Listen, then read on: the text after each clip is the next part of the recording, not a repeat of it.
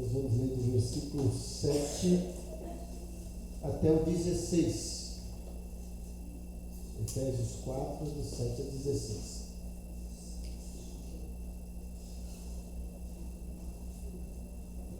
Diz o seguinte a palavra do Senhor: e a cada um de nós foi concedida a graça conforme a medida repartida por Cristo. Por isso é que foi dito: quando ele subiu em triunfo às alturas, levou cativo muitos prisioneiros e deu dons aos homens. Versículo 9. O que significa ele subiu, senão também que havia descido às profundezas da terra? Aquele que desceu é o mesmo que subiu acima de todos os céus, a fim de encher todas as coisas. E ele designou uns para apóstolos, outros para profetas, outros para evangelistas e outros para pastores e mestres, com o fim de preparar os santos para a obra do ministério, para que o corpo de Cristo seja edificado, até que todos alcancemos a unidade da fé e do conhecimento do Filho de Deus e cheguemos à maturidade, atingindo a medida da plenitude de Cristo. O propósito é que não mais sejamos como crianças levados de um lado para outro pelas ondas, nem jogados para cá e para lá por todo vento de doutrina e pela astúcia e esperteza de homens que induzem ao erro. Antes, seguindo a verdade em amor, cresçamos em tudo naquele que é a cabeça, Cristo. Dele, todo o corpo ajustado e unido pelo auxílio de todas as juntas, cresce e edifica-se a si mesmo em amor, na medida em que cada parte realiza a sua função. Amém. Quem está lá fora pode entrar?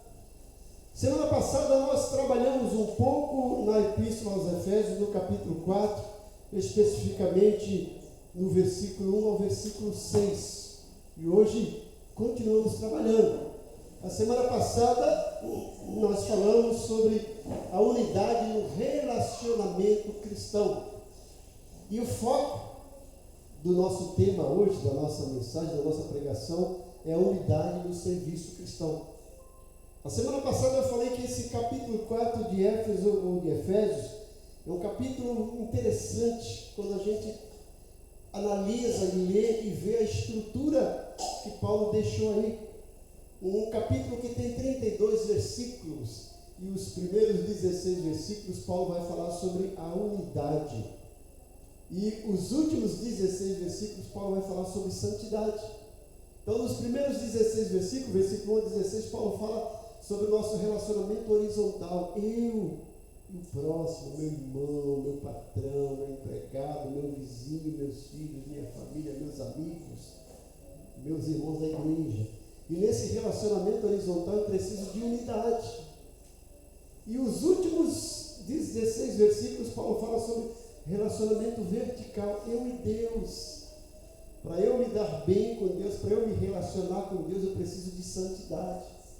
E eu não posso ter unidade com meu irmão se eu não viver, cultivar, desempenhar a minha santidade com Deus. E também de outra forma, se eu não estiver em unidade com meu irmão, a minha santidade em relação a Deus será prejudicada. E lembra o que acontece isso? O relacionamento horizontal e vertical. Lembra de cruz. A cruz que Cristo suportou por você, por mim, por nós. É para alinhar o nosso relacionamento com o nosso próximo. E para alinhar o nosso relacionamento com Deus. Sem cruz, a gente não chega a Deus. Sem cruz, a gente não consegue conviver com o nosso irmão. E nesses 16 versículos que Paulo está falando sobre a unidade, na semana passada, nos 6 primeiros versículos, nós falamos sobre a unidade no relacionamento cristão. E hoje a unidade no serviço cristão. Veja que Paulo sabe das coisas. Ele coloca primeiro a unidade no relacionamento, porque como que eu vou trabalhar com meu irmão em harmonia, em cooperação, em sincronismo, se eu não consigo me relacionar com ele? Então, tudo parte de um relacionamento saudável, de um relacionamento agradável. Se eu peço para alguém, por exemplo, carregar esse púlpito aqui, peço 2 pessoas, eles não se falam, vai ser difícil eles trabalharem juntos, né? porque não se comunicam. Então a gente precisa estreitar os nossos laços de relacionamento. E uma vez feito isso, precisamos também entender que nós não estamos aqui simplesmente de férias ou como forasteiros. Nossa postura não é vir para a igreja apenas para ouvir sermão, para cantar e ir embora. Nós estamos aqui para trabalhar, para servir, nós estamos aqui a serviço do Senhor. Deus espera que cada um de nós sirva. E para isso nós precisamos desenvolver essa unidade no serviço cristão. E é isso que Paulo quer trazer para nós nesses versículos 7 a 11. A unidade no serviço cristão. O propósito aqui desse bloco é nos levar a entender que precisamos trabalhar unidos em Cristo, visando a edificação da igreja. Olha aí, gente. O crente tem que entender isso. Eu preciso trabalhar para o Senhor. Mas esse trabalho eu preciso realizar com o meu irmão, e precisamos realizar esse trabalho unidos em Cristo. E o objetivo é ter uma igreja edificada. Veja que a igreja para Deus é algo tão importante que em Atos 20 e 28 fala que a igreja foi comprada com o sangue do Senhor. O Senhor comprou a igreja com sangue, edificou o seu ministério e nos deixou aqui para dar continuidade nesse trabalho.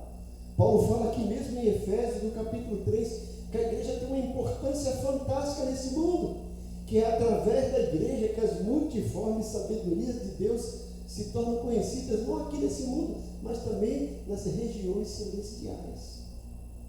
Os anjos vão olhar para a igreja e falar: olha que maravilhoso, eles têm o Senhor, o Cordeiro como o Senhor deles, eles adoram a Deus. Os demônios vão olhar para a igreja e falar: com esse povo a gente não mexe, porque eles estão unidos e protegidos pelos anjos do Senhor, pelo poder do Espírito Santo e pelo Cordeiro que deu a vida por eles. Olha o papel que a igreja tem. E você desempenha esse papel como membro desse corpo que é a igreja. Mas nessa questão da unidade do serviço cristão, Paulo mostra do versículo 7 até o versículo 11 quais são as provisões de Deus para que esse trabalho unido da igreja aconteça em sincronismo, em harmonia, em cooperação. Deus providenciou, Ele proveu todos os recursos que são necessários para que nós trabalhemos em unidade, para que nós realizássemos ou realizemos o nosso trabalho, o nosso serviço cristão. Primeira coisa que Deus providenciou está lá no versículo 7, graça.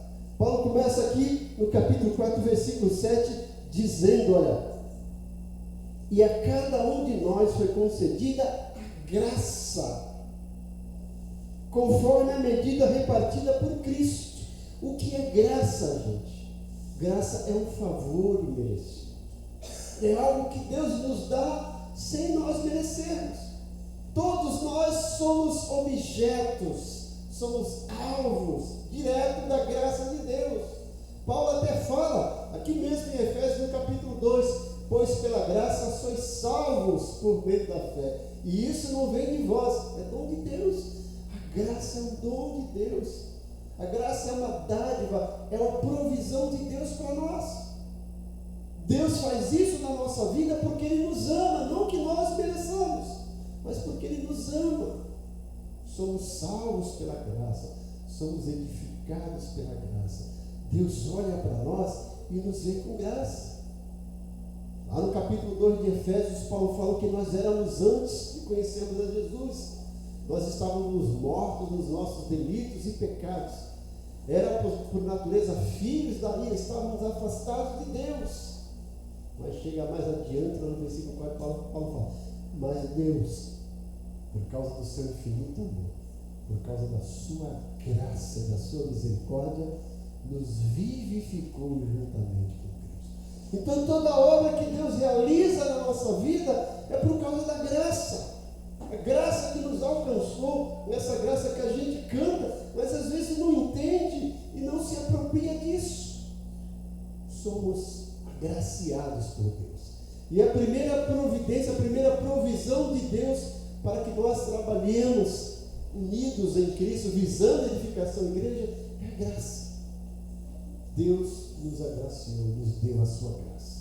E ainda diz aqui que essa graça foi distribuída. Paulo fala aqui no versículo 7, né? Olha, e a cada um de nós foi concedida a graça conforme a medida repartida por Cristo. Cristo repartiu uma medida de graça para cada um de nós e em cada um de nós. E essa graça que recebemos de Deus, devemos passar para as outras pessoas. Agir com as pessoas com essa graça que tem dentro de nós. Trabalhar com graça, servir com graça. A segunda coisa que Deus providenciou para nós está no versículo 8, que são os dons espirituais. Diz o versículo 8: por isso que foi dito, quando ele subiu em triunfo às alturas, levou cativo muitos prisioneiros e deu dons aos homens. Além dessa graça que é um favor imerecido, Deus nos concede dons. Todo crente tem dom. Embora você ache que não tem, você tem. É que quando a gente fala sobre dons espirituais, a primeira coisa que vem na nossa mente é aquela lista de 9 dons em 1 Coríntios capítulo 12. Mas você vai ver que os dons não estão restritos só àqueles 9. Coríntios 12, do versículo 4 a 6, né? 4 até 11. Nós temos uma lista de 9 dons. Mas se você ler de 28 em diante, tem mais dons. Efésios capítulo 4 tem mais dons. 1 de Pedro capítulo 4 tem mais dons. Romanos capítulo 12 tem mais dons. Tem uma lista de no mínimo 20 dons e que se manifestam de uma maneira plural, multiforme. E Paulo está dizendo aqui que Deus concedeu dons para nós. Os dons que Deus concedeu para nós, gente, não é para o crente querer ser aparecido, porque tem crente que quer ter dom para aparecer na igreja. Os dons não é para aparecer, é para servir. Porque esse contexto aqui é serviço cristão, trabalho. Então Deus nos chama para trabalhar, mas Ele oferece as ferramentas. A primeira ferramenta é a graça, depois os dons, que são as outras ferramentas para a gente trabalhar.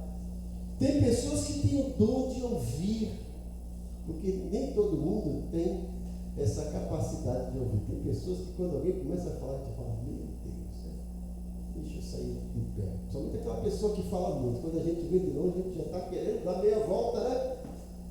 Ouvir é um dom. Aconselhar, orar, servir ali na porta, introduzindo, limpar a igreja. São os dons que geralmente não aparecem, mas que fazem diferença, gente. As pessoas querem profetizar, falar em línguas, pular, gritar.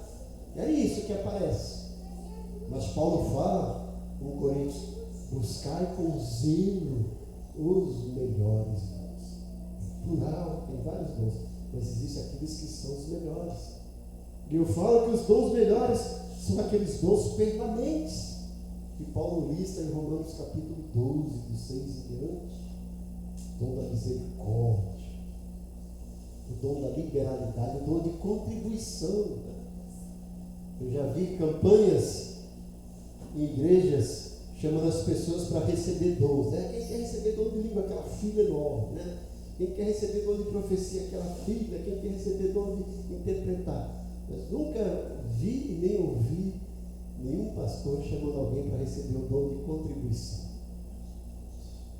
Acho que a fila vai ser um ou dois, né? E a gente acha que contribuir não é dom, né? Principalmente o crente muquirano, mal com a tua mão fechada. Mas a Bíblia fala que contribuição é dom. Dom de socorro, dom de misericórdia.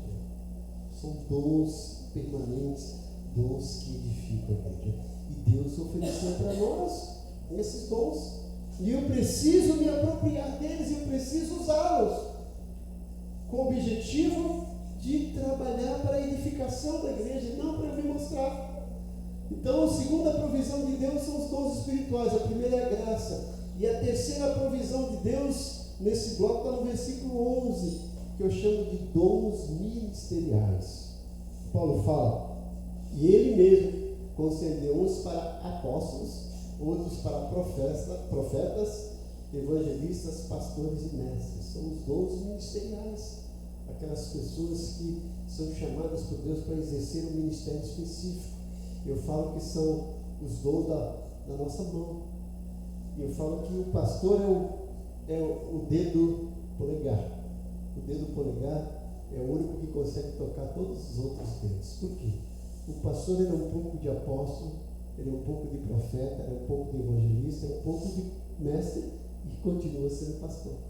Mas nem todo apóstolo é pastor, nem todo mestre é pastor, nem todo evangelista é pastor, nem todo apóstolo é pastor. Mas esses dons ministeriais que Deus colocou na igreja, que são os nossos líderes, para que Deus colocou lá? Vai explicar daqui a pouco.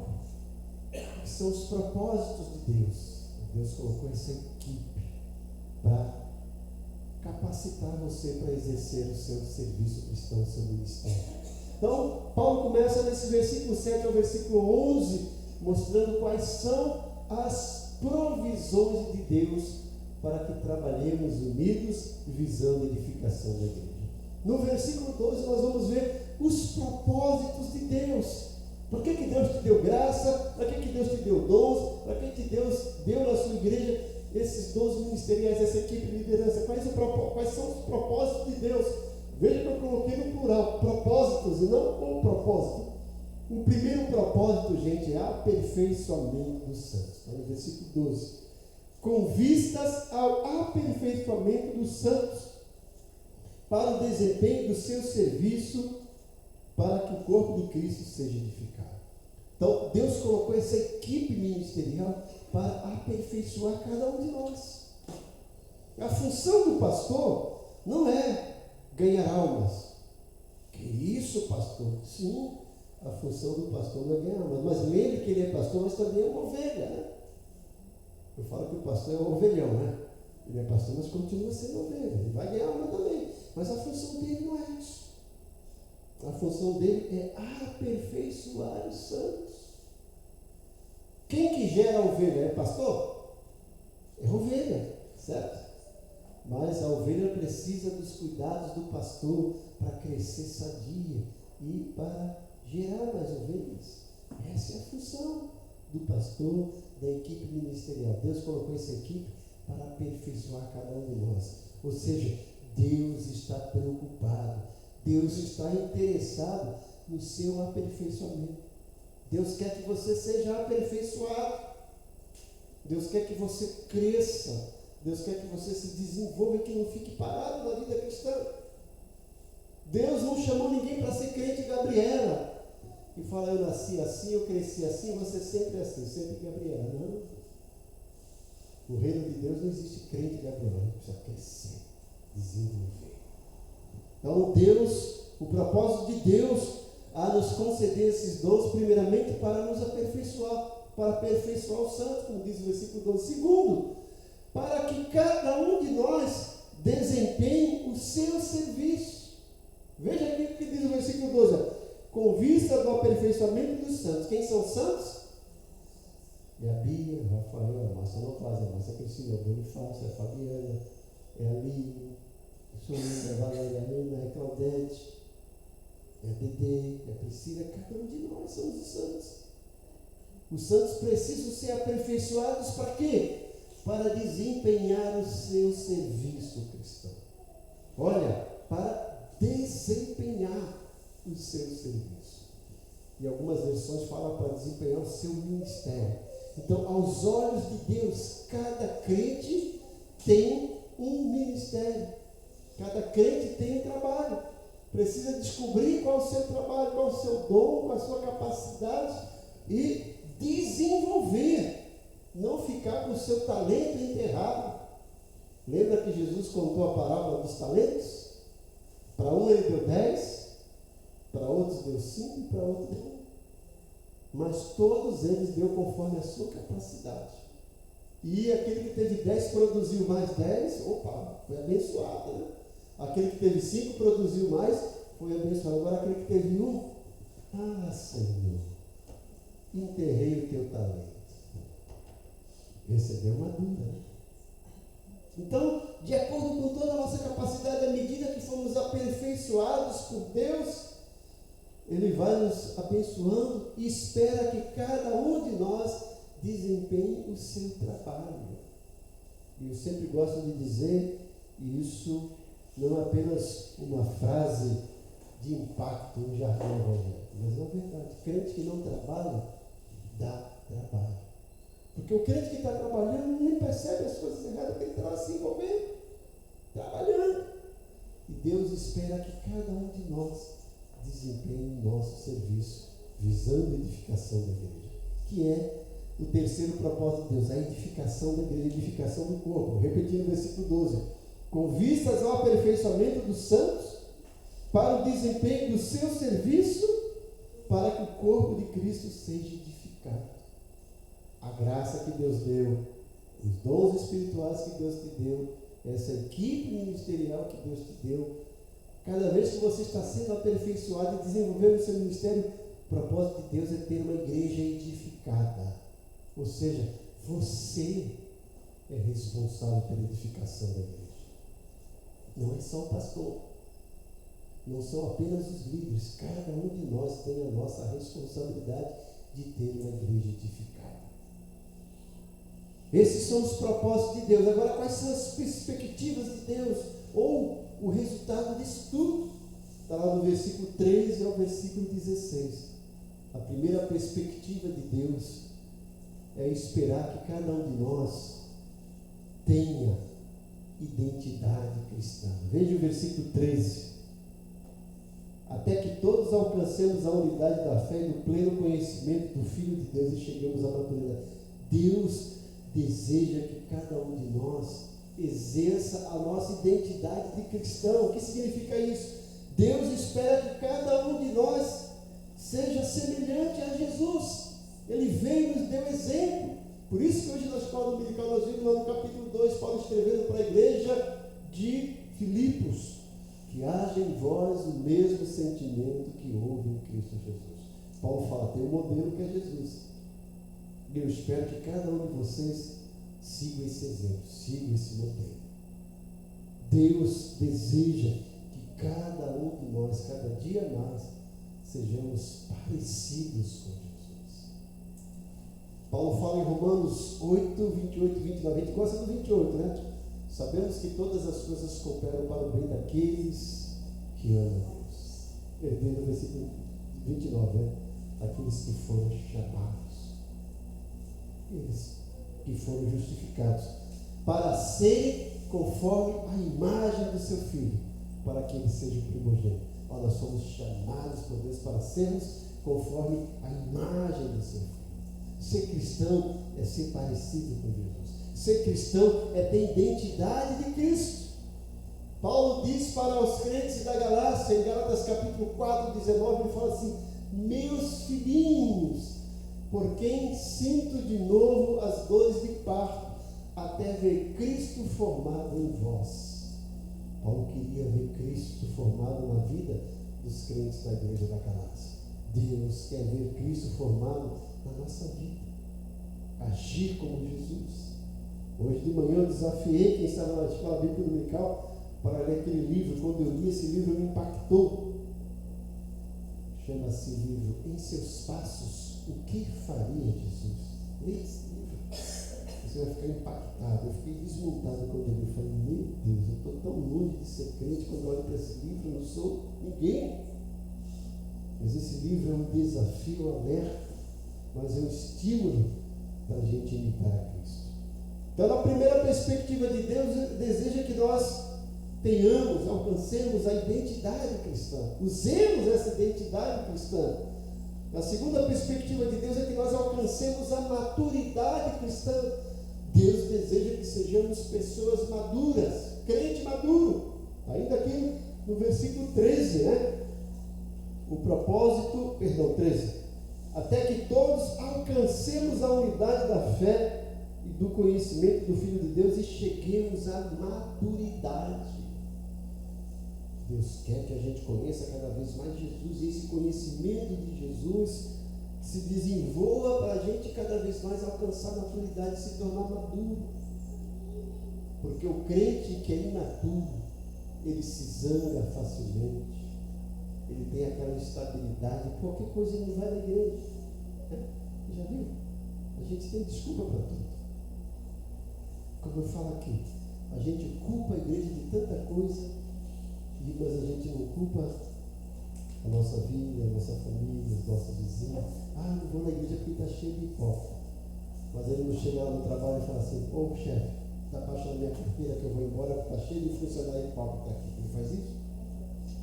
Ele não chega na escola e fala assim: eu estou saindo daqui, não quero mais estudar porque na escola está cheio de gente hipócrita.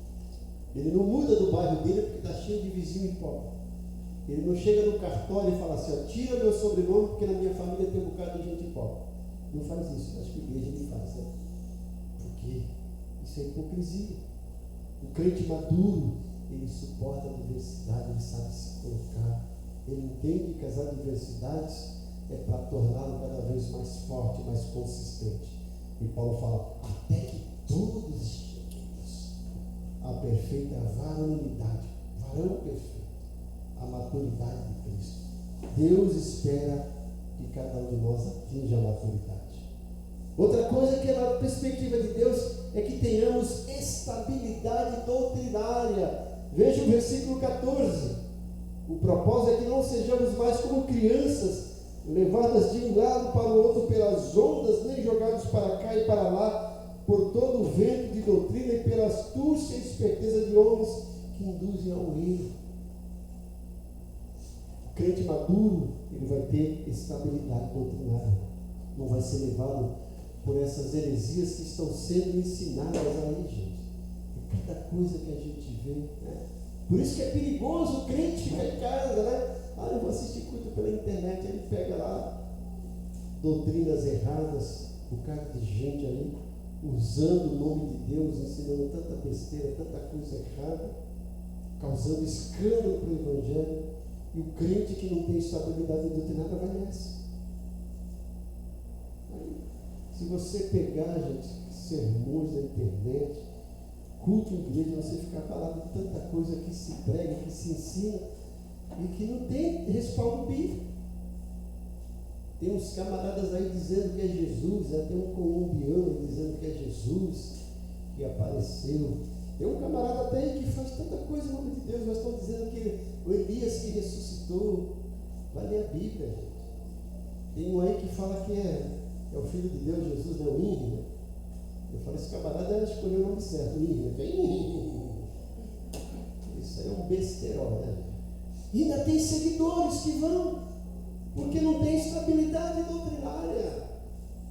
O crente que tem estabilidade doutrinária pode ir lá, uma seita herética bater na porta dele ensinando coisa errada. Não, a palavra de Deus diz isso.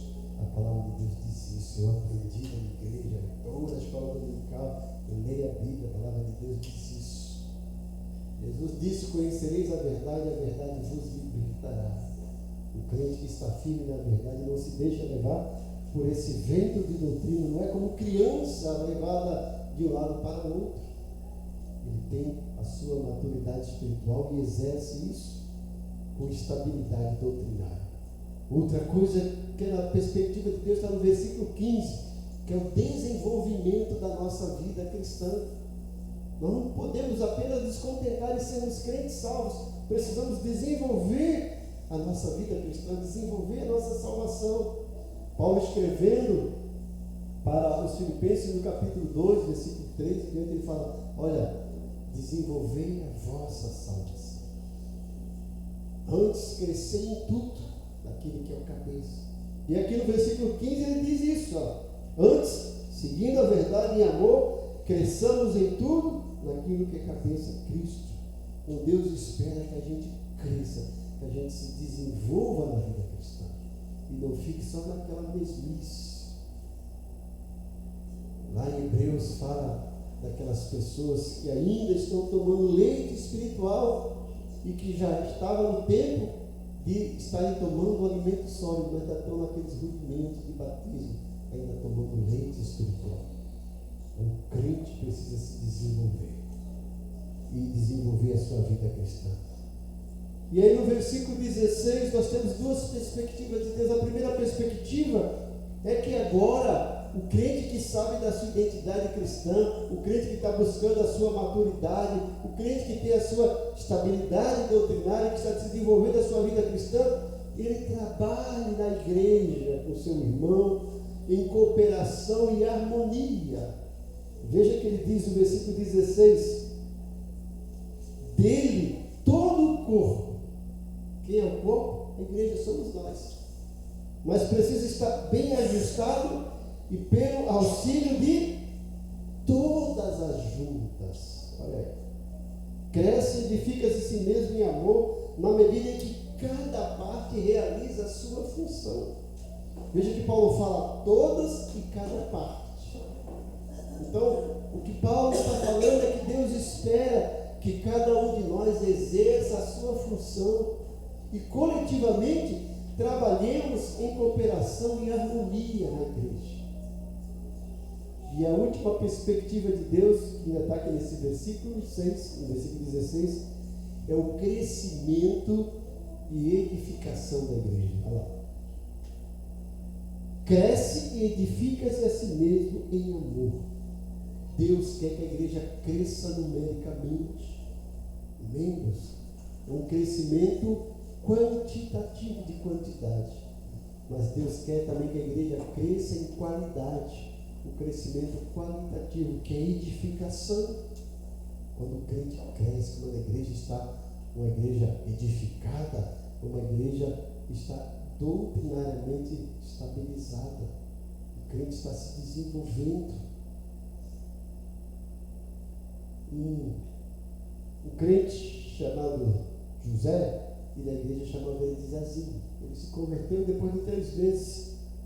O pastor deu a oportunidade de ele dar testemunho. Ele chegou lá tremendo, nervoso, pegou o microfone e disse: salve a igreja capaz do Senhor, quero dizer para vocês que eu estou muito contente com Jesus. E foi sentar. 3 vezes convertido. Ele disse: opa, que bênção, né? Mesmo nervoso, ele já deu seu testemunho. E aí, passou um tempo, 6 meses depois, o pastor dá mais uma oportunidade para o Zezinho dar testemunho, lá falar a saudação. E ele chegou lá, já não estava tão tremendo como da primeira vez, ele falou: salve a igreja capaz do Senhor, quero dizer que eu estou muito contente com Jesus.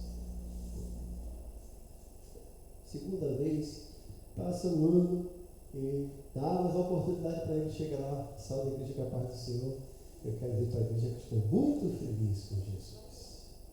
2 anos depois, ele tem a oportunidade, ele chega lá: salve a igreja capaz do Senhor, quero dizer que estou muito feliz com Jesus.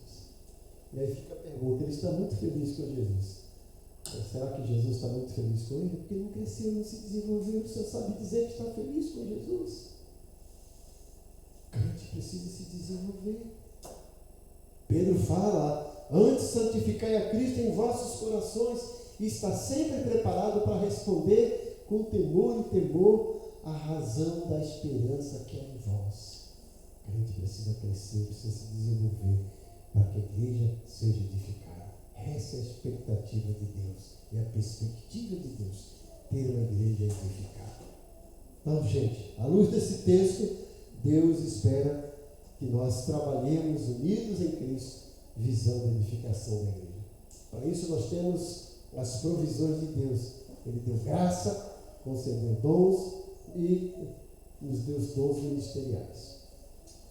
E os propósitos de Deus é o aperfeiçoamento de cada um de nós. É que cada um de nós desenvolva o seu ministério e que a igreja seja edificada. E as perspectivas de Deus é que tenhamos uma nossa identidade cristã, sejamos cada vez mais parecidos com Cristo, que tenhamos e desenvolvamos a nossa maturidade cristã, que tenhamos estabilidade doutrinária, que continuamos desenvolvendo a nossa vida cristã, que trabalhemos em cooperação e harmonia no serviço cristão e contribuamos para o crescimento e edificação da igreja. Que Deus continue nos abençoando e que esse sermão não apenas fique no seu coração, mas também alcance sua mente e te leve para trabalhar, para fazer isso que Deus espera de cada um de nós. Pai bondoso, muito obrigado por esse momento de edificação através da exposição e a explanação da Tua Palavra. Que o teu Santo Espírito continue trabalhando nas nossas mentes e corações para que a gente coloque tudo isso em prática, para ver o que o Senhor espera, uma igreja edificada. Nós oramos agradecidos no nome de Jesus.